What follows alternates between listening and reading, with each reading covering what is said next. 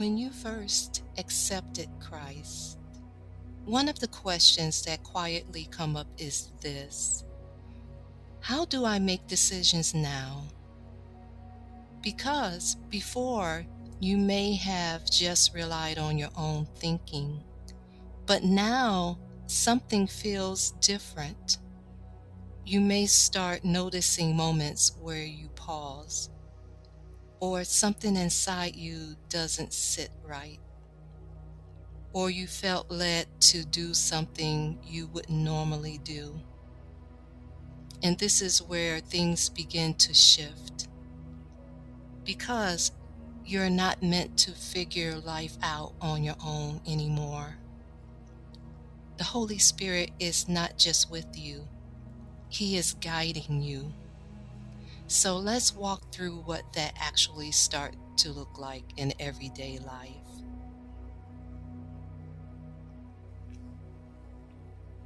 One of the first ways this shows up is through a quiet prompting on the inside. Not something loud or overwhelming, but something gentle and very specific. You may find yourself about to say something and then you pause, or you feel a sense to step back, to wait, to respond differently. And it often happens quickly before you've had time to overthink it.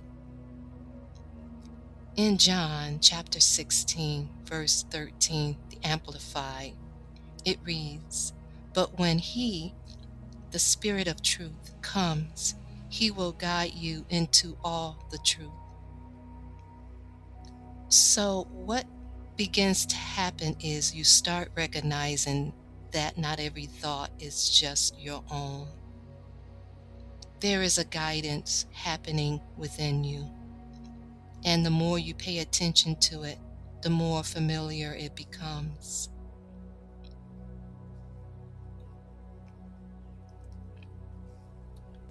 Another way this guidance begins to show up is through what you sense after a decision is in front of you.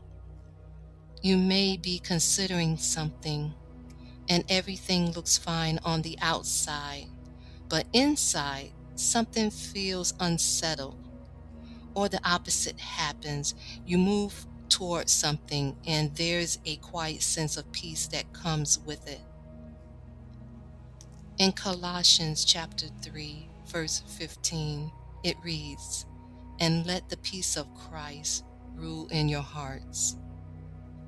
That word rule means to decide, to direct. So what you begin to see is peace isn't random, and that inner check you feel isn't something to ignore. It's part of how the Holy Spirit begins to guide you, even in small everyday decisions. As you continue growing, something else begins to happen. In certain moments, a scripture comes to mind, right when you need it. You may be about to respond a certain way, and then a verse comes to your mind, or you're feeling uncertain and something you've read begins to come back at you. John chapter 14, verse 26, it reads, "But the Helper will teach you all things and will help you remember everything that I have told you." This is where you start to see the Word of God isn't just something you read. It becomes something the Holy Spirit brings forward to guide you in real time, which is why your time in the Word matters, not as a routine, but as something the Holy Spirit will use in your life. There will also be moments where something doesn't feel right on the inside, even if no one else sees it, even if it seems small. You may feel a clear sense to stop, to turn back or to correct something. John chapter 16 verse 8, it reads, "And he, when he comes, will convict the world about sin." And this is important to understand. This is not condemnation. This is not shame. This is the Holy Spirit guiding you back into alignment. It may feel uncomfortable, but it is actually care. It is how you're being led, not pushed away.